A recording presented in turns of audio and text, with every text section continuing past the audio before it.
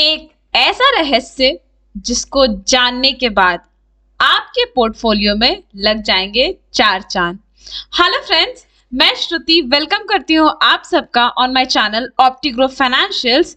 And जिसमें सबसे खास बात यह है कि आज हमारे इस वीडियो में हमारे मेंटोर सौरभ कुमार भी जुड़ेंगे।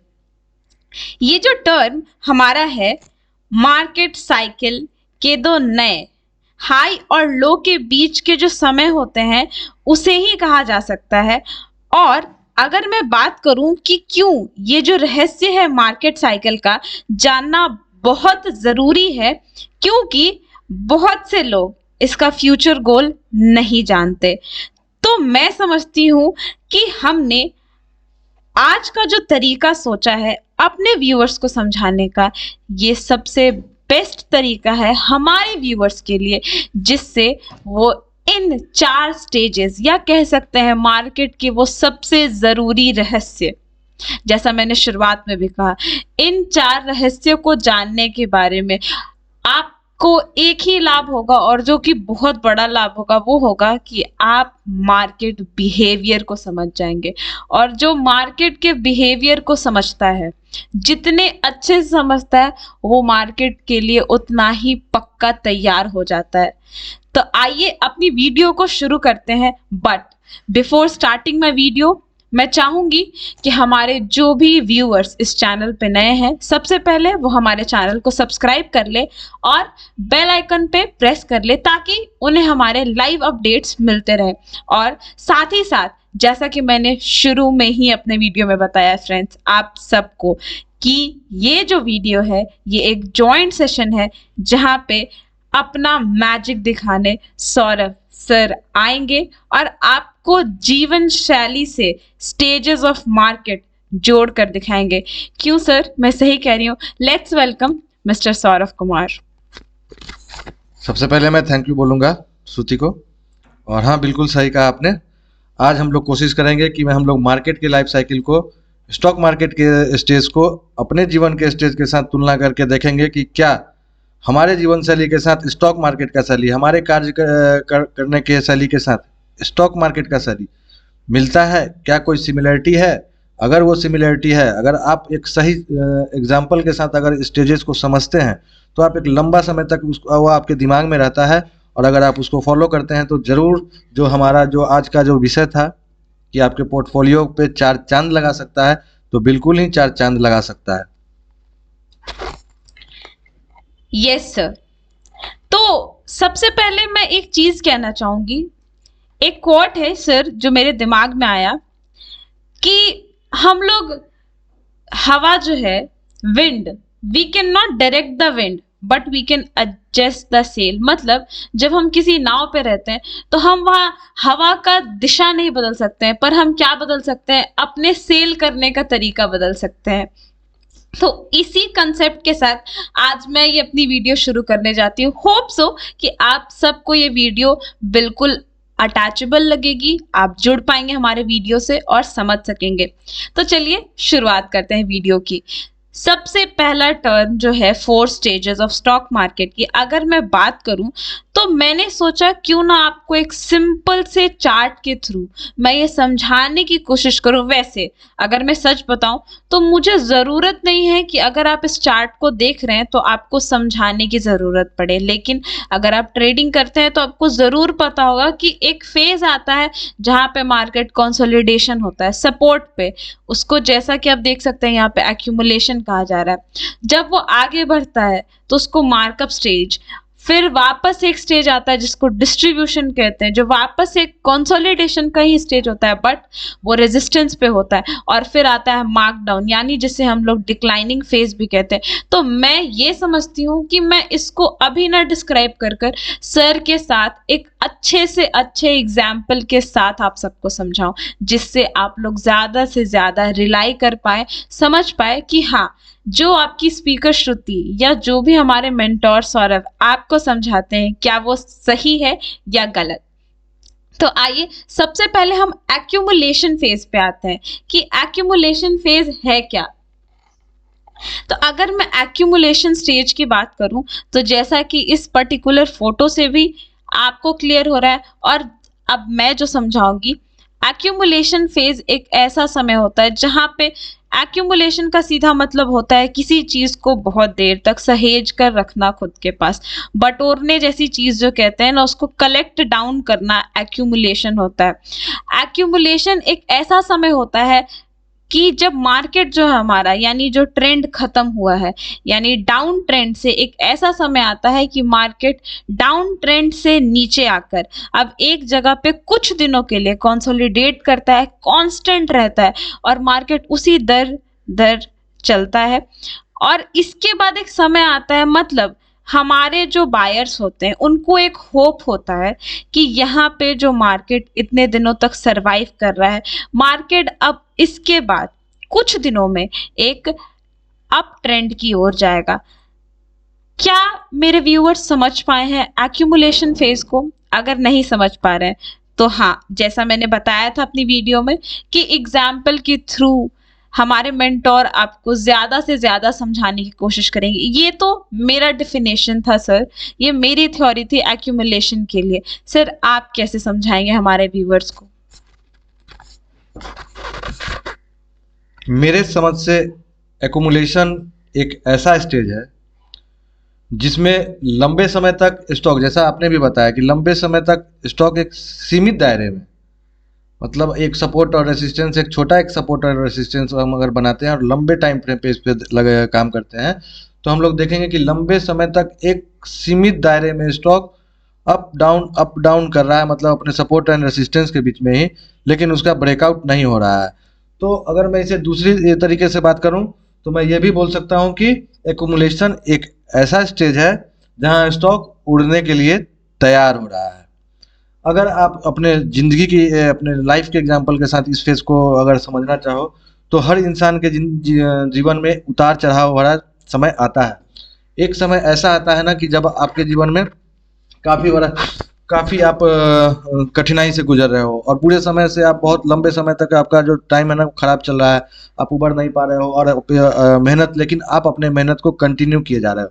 तो पर्टिकुलर एक टाइम फ्रेम तक जाने के बाद जो है ना वो बुरा समय आपके लिए टल जाता है।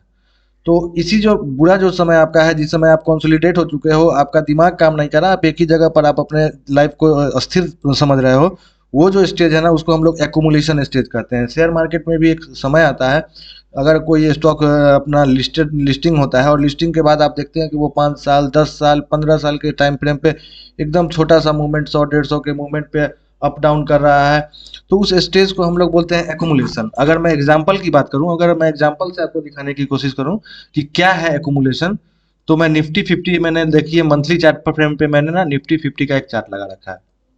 अब अगर आप यहाँ देखोगे तो देखोगे यहाँ पे क्या कि 2 जुलाई 1990 निफ्टी का जो रेट था वो क्या था 279। जो निफ्टी आज हम 19,000 पे देख रहे हैं वो 1990 के 2 जुलाई के दिन उसका रेट 270 रुपये का था। और 270 रुपये का जो टाइम था वो कब का था? 1990 का। अगर मैं इस लेवल को दिखाऊं आपको स्केलिंग करके, ये एक लेवल जो पर्टिकुलर जो लेवल है, इस लेवल पे अगर मैं दिखाऊं आपको तो देखिए किस तरीके से एक सीमित दायरे में निफ्टी जो है कितने समय तक घूमता रहा। ऑलमोस्ट 2005, मतलब कि 15 साल का जो समय है ना वो निफ्टी ने मात्र 1500 पॉइंट के लिए अप डाउन का मूवमेंट दिखाया है 15 साल में। मतलब 15 साल में हम लोगों ने देखा कि निफ्टी 50 में सिर्फ 1500 पॉइंट का ही मूवमेंट हुआ। उसके बाद जब ये एकुमुलेशन फेज जब समाप्त होता है तो उसके बारे में हम लोग आगे की जो हमारा जो पॉइंट है वो आगे का पॉइंट होने वाला है। लेकिन फिलहाल जो मैं आपको दिखा रहा था एकुमुलेशन, तो यही हमारे लिए एकुमुलेशन फेज है, जब एक पर्टिकुलर स्टॉक काफी लंबे समय तक कंसोलिडेट कर रहा हो, एक ही लेवल पे अप डाउन का मूवमेंट दिखा रहा हो, लेकिन ब्रेकआउट या रिवर्सल ना हो रहा हो, उस स्टेज को हम लोग एकुमुलेशन बोलते हैं। बिल्कुल। और अगर मैं दूसरी भाषा में इसे कहूँ तो एक और इसका एग्जाम्पल हो सकता है, एक्यूमुलेशन को हम लोग बेसिंग पीरियड भी कहते हैं। जैसा कि सर ने बताया, निफ्टी ने पूरी कोशिश करी इस 15 साल तक खुद को बेस करने की, खुद का एक बेस तैयार करने का। अगर अगले स्टेज पर आऊं तो अगला स्टेज जो है वो हमारा एडवांसिंग फेज कहिए या स्टेज कहिए। तो अभी तक मैं समझती हूँ व्यूअर्स, अगर आप एक्यूमुलेशन एग्जाम्पल के साथ अच्छे से समझे होंगे तो आपको एक बहुत बड़ी चीज पता चली होगी कि जब एक्यूमुलेशन का स्टेज होता है ना, तो जो हमारा ट्रेड होता है ना, वो प्राइस मूवमेंट जो होता है ना, एक सीमित रेंज के बीच में होता है। तो क्यों ना आप उस समय तैयार नहीं हो सकते? क्या आप मार्केट एनालिसिस, मार्केट को इतने स्टडी करने के लिए कैपेबल नहीं कि आप ये पता कर सके कि हाँ, मार्केट में कब एक्यूमुलेशन चल रहा है, यानी किसी पर्टिकुलर स्टॉक का प्राइस कब रेंज बॉन्ड में चल रहा है कुछ दिनों तक? तो आप फाइंड करेंगे accumulation stage in your trade, सबसे पहली चीज। अगर उसके बाद एडवांसिंग फेज, अगर आपको कोई भी ऐसा ट्रेड मिल रहा है, मीन एडवांसिंग का मतलब ही हो गया कि किसी चीज में बढ़त आना। दैट मीन्स कि एक्यूमुलेशन फेज को क्रॉस कर देते हैं कोई ट्रेड, यानी 15 साल के बाद, जैसे निफ्टी, आपने देखा सर ने जो व्यू कराया आपको कि निफ्टी 15 साल तक एक ही पर्टिकुलर रेंज बॉन्ड में चली, उसके बाद आपको क्या लगता है जब वो 15 साल तक एक्यूमुलेशन फेज में रही? और हम जानते हैं कि मार्केट का एक बिहेवियर है कि वो खुद को बार बार दोहराता है। तो सिंपल सी बात है कि जब उसने एक्यूमुलेशन फेज कंप्लीट कर लिया है तो अब वो एक एडवांसिंग फेज में आएगा। और एडवांसिंग फेज से क्या समझेंगे कि एडवांसिंग फेज एक ऐसा समय होता है जब आपको कंटिन्यूअस अप ट्रेंड का स्ट्रेंथ दिखता है, यानी उस मार्केट में आपको एक कंटिन्यूअस अप ट्रेंड यानी बढ़त का स्ट्रेंथ आपको पता चलेगा कि अब जो ये मार्केट है, इसने पिछले इतने दिनों में एक स्थिरता दिखाकर हमें इतना तो कंफर्म कर दिया है कि अब मार्केट में बढ़त आने वाली है। और इसको और बढ़िया तरीके से जानने के लिए वापस से सर एक एग्जाम्पल के थ्रू आपको समझाने की कोशिश करेंगे। मैं तो एडवांसिंग को समझता हूँ कि अपनी सीट की पेटी बांध लीजिए, प्लेन अब उड़ने वाला है। मतलब बहुत दिनों तक एक्युमुलेट करने के बाद स्टॉक अब इतना मजबूत हो चुका है, उसका जो बेस है वो इतना मजबूत हो चुका है कि अब वहाँ से ऊपर उड़ने के लिए तैयार हो चुका है। अब वो वहाँ से ग्रोथ दिखाएगा। आप वहाँ पे बुलिश मोमेंटम एक्सपेक्ट कर सकते हो, क्योंकि जब लंबा समय तक एक ही जगह पर आप अगर बात करो किसी भी पर्टिकुलर किसी भी स्टॉक की, और आप देखो कि उसमें जो है 10 साल 15 साल का जो समय होता है, उस पर्टिकुलर टाइम में एक छोटा सा मूवमेंट दिखाना और उसी दायरे में ट्रेड करना, ये हमारे लिए जो है काफ़ी मतलब एक होता है ना कि हम लोग देखते हैं कि इसी लेवल पे चल रहा है स्टॉक, इसको हम लोग बाय करेंगे सेल करेंगे। हम लोग के अंदर हमेशा यही होता है कि हम लोग बाय कर लेते हैं, सेल कर लेते हैं, लेकिन हम लोग ये नहीं देखना चाहते हैं ना कि एक्चुअल में मार्केट में उसका मायने क्या है। एक्चुअल में क्या है कि हम लोग जब देखते हैं कि मार्केट साइडवेज चल रहा है, क्योंकि एक्युमुलेशन को हम लोग साइडवेज भी बोल सकते हैं कि मार्केट अभी नो ट्रेडिंग जोन में है, फिर भी हम लोग को हड़बड़ी रहती है कि हम लोग ट्रेड लेंगे। लेकिन एक बार जब आप स्टेजेस ऑफ मार्केट समझ लोगे ना, तो आपकी ये जो हड़बड़ी है ट्रेड लेने के लिए, जो उत्सुकता है, वो कम हो जाएगा। आपको ना हमेशा इंतजार में रहना होगा कि किस स्टेज में आने के बाद स्टॉक एक अच्छा मूवमेंट दिखा सकता है और हम लोग उस लेवल पर एंट्री लेके प्रॉफिट कमा सकते हैं। तो ऐसा ही मैं एडवांसिंग की अगर मैं एग्जांपल दिखाने की कोशिश करूँ आपको, तो आप देखिएगा कि सॉरी चार्ट पे आना है ना, निफ्टी में आप देखिएगा कि जो 2005 का जो समय मैंने आपसे बताया कि 2005 का 1 मार्च 2005 तक निफ्टी जो है आपका एक साइडवेज जोन में था, कंसोलिडेट किया, मतलब एक्युमुलेशन स्टेज में था। उसके बाद देखिए कि उस लेवल का एक ब्रेकआउट होता है। आप यहाँ देख सकते हैं कि कैसे जो है 2005 में इस लेवल का एक ब्रेकआउट हुआ, और इस लेवल के ब्रेकआउट के बाद अगर मैं चार्ट को थोड़ा बड़ा करूं तो फिर वहां से मैं आपको क्लियर दिखा पाऊंगा। जैसे ये हमारा एक्युमुलेशन स्टेज हमने इसको मार्क कर रखा था, तो आप देख सकते हैं कि किस तरीके से एक दायरे को जब पार किया निफ्टी ने, तो वहां से एडवांसिंग स्टेज मतलब अब ये इसका जो है फ्लाइट अब उड़ चुका है। तो जब ये उड़ चुका है ना, तो आप देखिए किस तरह से निफ्टी ने एक छलांग लगाई, higher low higher low higher low pattern, higher low और हायर लो के पैटर्न पे। और आप अभी तक देख सकते हैं कि कैसे निफ्टी 50 अभी 19,000 के आसपास है। तो हम लोग क्या देख रहे हैं कि 1990 से 2005 मतलब 15 साल तक सिर्फ निफ्टी 50 में हम लोगों ने 1500 पॉइंट का मूवमेंट देखा था। लेकिन 2005 के बाद 2005 से बाद आज 2023 चल रहा है, मतलब 18 ईयर्स। तो 15 साल में हमने सिर्फ 1500 पॉइंट का मूवमेंट देखा, और उसके बाद जो है नेक्स्ट 18 ईयर्स में हम लोगों ने क्या देखा कि अभी करंटली ये जो है 20,000 को भी टच करके आ चुका है निफ्टी।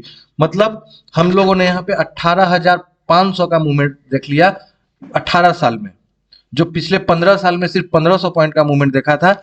जब एकुमुलेशन स्टेज को क्रॉस करने के बाद निफ्टी 50 एडवांसिंग स्टेज में आई तो नेक्स्ट 18 ईयर्स में वो आपके पैसे को 10 टाइम्स करने की कैपेसिटी के साथ आई।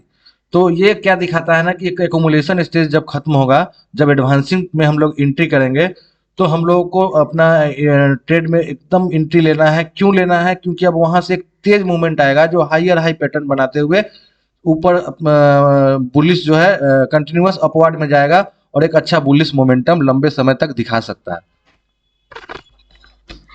बिल्कुल सही बात। और सर की बातों को जो मैं नोट करना चाहूंगी, इसमें सर ने यही बताने की कोशिश की ये एक ऐसा समय होता है जहाँ पे स्ट्रेंथ बिल्डअप होता है, जो शायद मैंने मिस कर दिया था। बिल्कुल ये बोलना मैं भूल गई थी कि ये एक बुलिश मोमेंटम आपको देता है, मतलब मार्केट जो होता है वो बुलिशनेस की ओर जाता है। आइए तो अपने नेक्स्ट फेज की ओर चलते हैं, जो है हमारा distribution phase. So my friends, एक क्वेश्चन है मेरा आप सबसे, क्या आप लोग नहीं समझे इम्पोर्टेंस कि अगर एक्यूमुलेशन आया है तो एडवांसिंग भी आया है उसके बाद?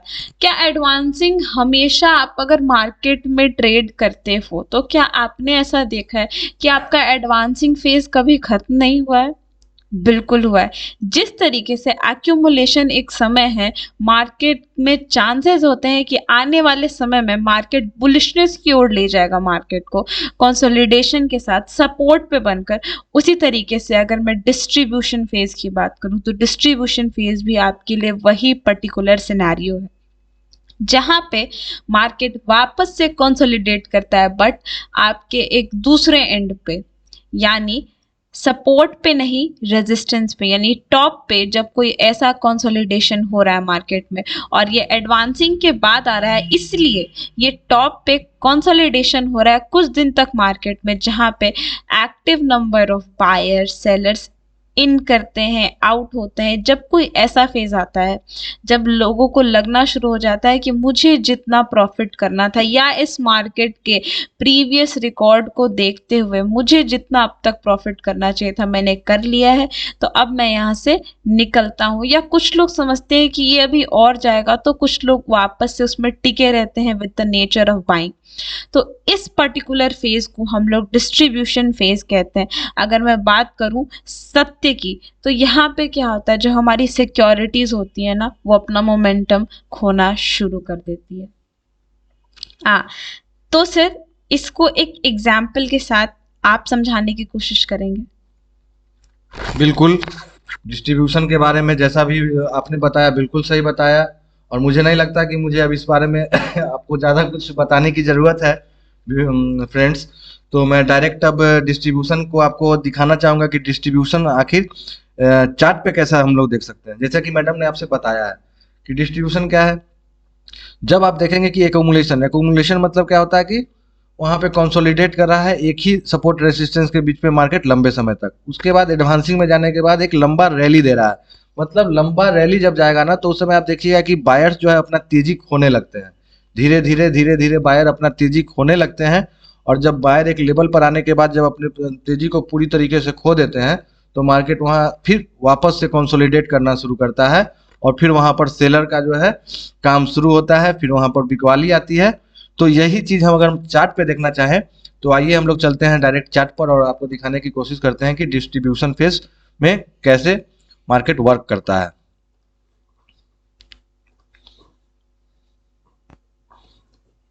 ये तो मैंने पहले से लेबल मार्क कर रखा है, तो चलिए देखते हैं यहाँ पे। जैसा कि आप देख सकते हैं कि ये हमारे लिए एकुमुलेशन फेज था।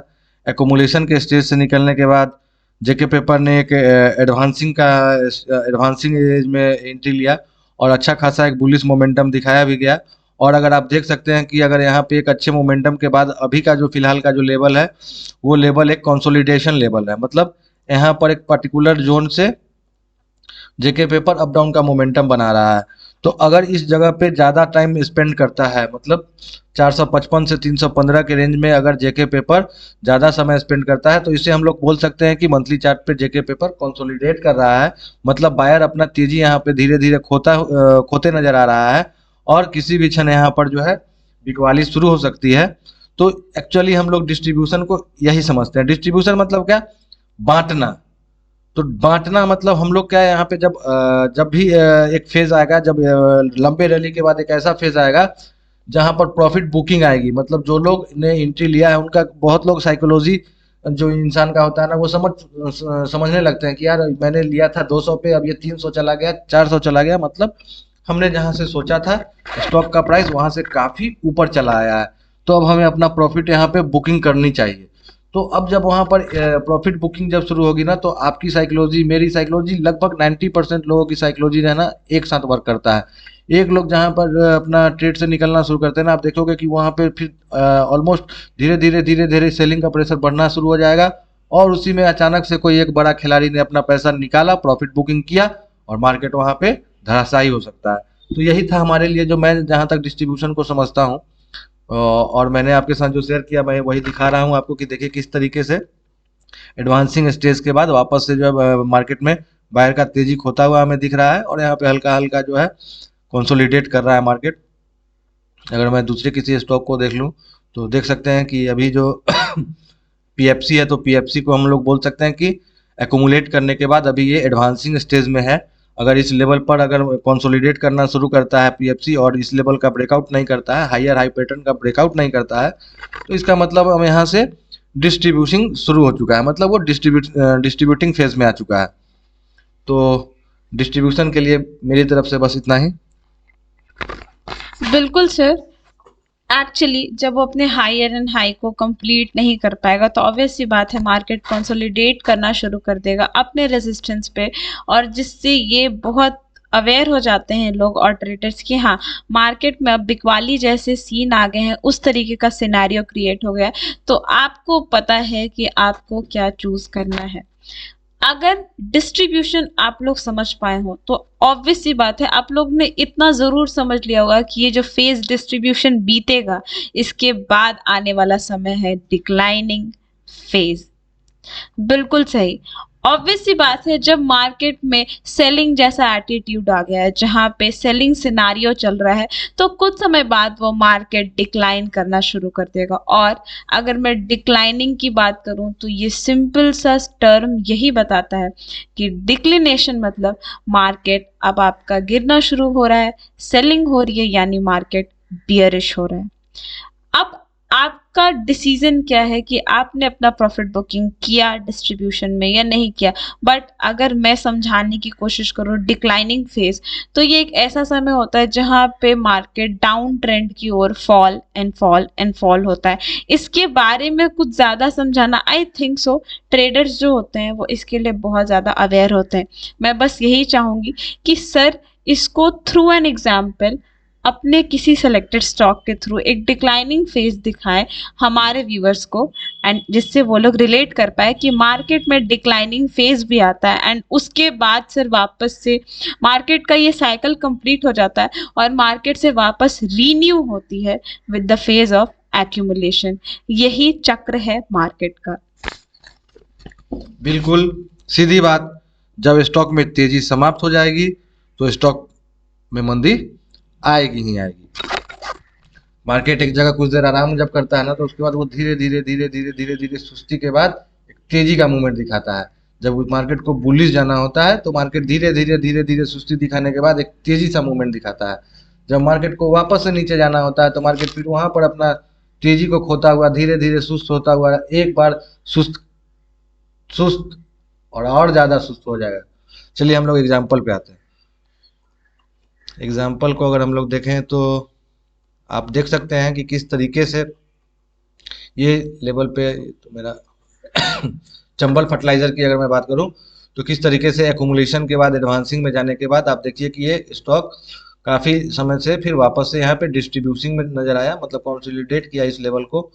इस लेवल पे काफी लंबा समय तक स्पेंड करने के बाद धीरे धीरे सुस्त होता गया, और अभी भी जो है ये इसका जो मोमेंटम है वो हम अगर महसूस करें तो ये डाउन ट्रेंड को ही शो कर रहा है कि अब ये धीरे धीरे नीचे जाएगा। और फिलहाल तो अभी ये कंसोलिडेट में है, कंसोलिडेशन स्टेज, मतलब इसको हम लोग फिर से वापस बोल सकते हैं कि एक्यूमुलेट कर रहा है स्टॉक, लंबे समय से एक्यूमुलेट कर रहा है।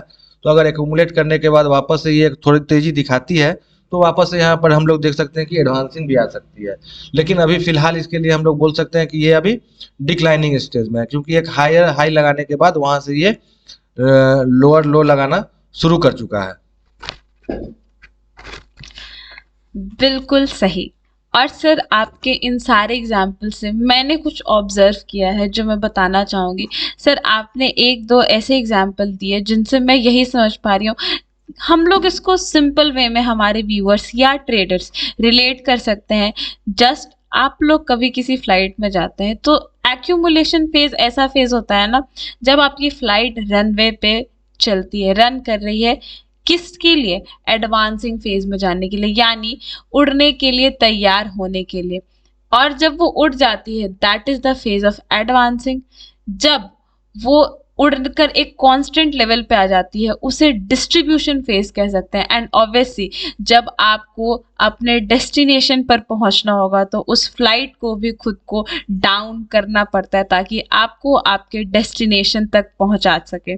तो with an example I would like to complete my this session. मुझे ऐसा लगता है कि आप लोग समझ पाए होंगे थ्रू आर दिस वीडियो कि ये जो 4 इम्पॉर्टेंट तर्क हमने आपके साथ डिस्कस किए, इसको आप लोग एनालिसिस कीजिए अपने स्टॉक में। और मैं जानना चाहूँगी इन द कमेंट सेक्शन कि कौन कौन से हमारे व्यूअर्स हैं जिन्होंने इस चीज़ को फॉलो किया और किन स्टॉक्स में उन्होंने ऐसा मूव और एक्टिविटी देखा है। Please mention us on our comment. Thank you and follow us for more about trading guidelines. आपको सच में अगर हमारी वीडियो अच्छी लगी हो तो इस तरीके के गाइडलाइंस आपको मिलते रहेंगे, लेकिन उसके लिए हमारे इस वीडियो को लाइक करिए, शेयर करिए and subscribe our channel. Till then, bye bye.